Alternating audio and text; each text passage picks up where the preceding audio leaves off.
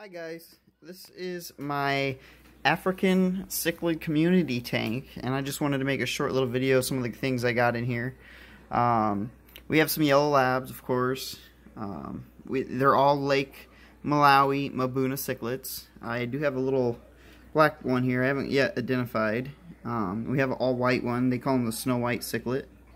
Or I should say he or she, I'm not really sure. I haven't done the sexing on them yet. They are pretty young.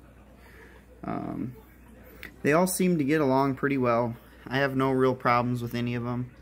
A couple things that extra I have in here. If you can see this, I got a golden dojo loach. He's back there. He's just a little hog. He cleans up any messes that you can see. There are actually some bloodworms back there. He really enjoys those. He makes sure that everything gets eaten that doesn't.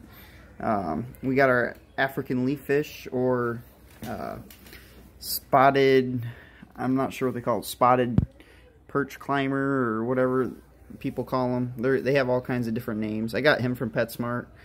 He does really well in this tank. He seems to be thriving well. He eats well. He doesn't pick on nobody. Nobody really picks on him. I've read a few things about people weren't sure about keeping them with cichlids, but he seems to get along fairly well. I keep the pH at about 7, so it's in between his pH and their, I know they like between 7 and 8, 9, so it's about 7.5, I believe, right now, and it kind of varies. But he just does well. And I got a few cories in here that I'll have to get rid of once the cichlids get bigger. I'll put the cories in my other community tanks, but as of right now, they're not being harmed. As you can see, they're very, very healthy. There's nothing really picking on them. And then I also got this big guy. He's one of my daughter's favorites. She named him Drago, but he's the Dino Birch, if I'm saying that right, the dinosaur birch. But he's kind of the apex predator in this tank right now. Every time we drop bloodworms or ghost shrimp, he's pretty quick to be on them. He is just a magnificent little guy. Very healthy, does very well in this tank. I've heard that they're escape artists. But as you can see, the dojo loach and him get along well. The cichlids, they don't really pick at each other or one another. They're not huge yet, and like I said, this is only a 36-gallon aquarium, and eventually I'll have to upgrade to a larger size. And it looks like he's got a little bloodworm hanging on him. But yeah, they just get along great. Oh, hey, little guy. So I just wanted to let you guys see this video here, and I got some really neat little guys in here, the little girls, whatever. But they're thriving so well in this tank. I mean, I feed them well, they're happy. And I feed them once, sometimes twice a day, because the kids get excited. They want to see, the cichlids eat. And me, myself, I sure enjoy feeding them. Some of the things I give them are, the basic cichlid small pellets. And right now, these guys are so little, I'm actually crushing the cichlid pellets. I actually have some under my tank here. I just, have the top fin cichlid pellets, and it says for small sinking pellets, but I find that they're actually still so big that they don't quite fit in the fish's mouth. So, some of the things I do, I just crush them up, feed them, and then I also feed them, like, once every few days, I'll drop a frozen cube of brine shrimp in, and my dojo loach and African leaf fish, and my dinosaur birch just, love it. And somewhere in here, I probably won't be able to see him because he likes to hide out in his hidey hole. We have a basic, suckerfish or Plecostomus or pleco or whatever you want to call him. I haven't been able to identify what species of pleco he is yet. I don't see him a lot.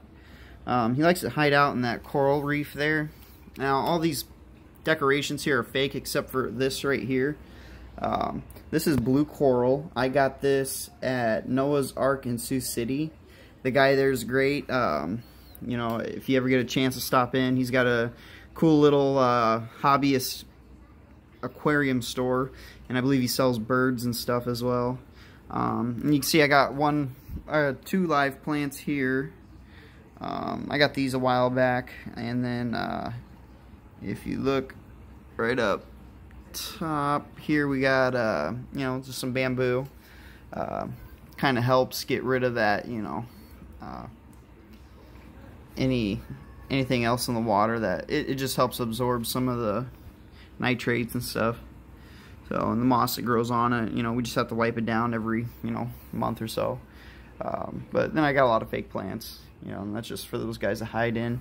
And I doubt I'll see any ghost shrimp in here. I drop in 30 of them once a month or once every other month, and they just kind of disappear, you know, over time. And I believe it's mostly the dinosaur birch that is that just loves eating those ghost shrimp. Because I've never seen the cichlids pick at them, nor have I seen, you know, my African leaffish pick at them. But this guy, he doesn't look like it, but when he opens up that mouth, he sure does. He's able to grab a hold of some pretty big ghost shrimp. But he's just a neat guy. If you like this video, please follow or subscribe to my channel. I'm just kind of starting out here with my aquatic channel here. Alright, thanks guys. And tune in for more videos. I will keep you guys updated on my aquariums. But I'm just starting out, and we're making this into a pretty fun little hobby. And we're doing very well. I've researched everything, and I appear to be taking pretty good care of my fish. You know, I got my heaters and my bubblers. I do water changes. I got, you know, my filter, lights. I have a temperature gauge right here. You know, and we just kind of keep track of that. You know, it's about 76. I know they like a little warmer, but kind of just rub that, and maybe it'll... Yeah, it's about 76, so it's a fair temperature. I'm sure they like it maybe just a tad bit warmer, but in time that heater should warm them up a little more. Well, anyways, thanks for watching, and enjoy my aquariums.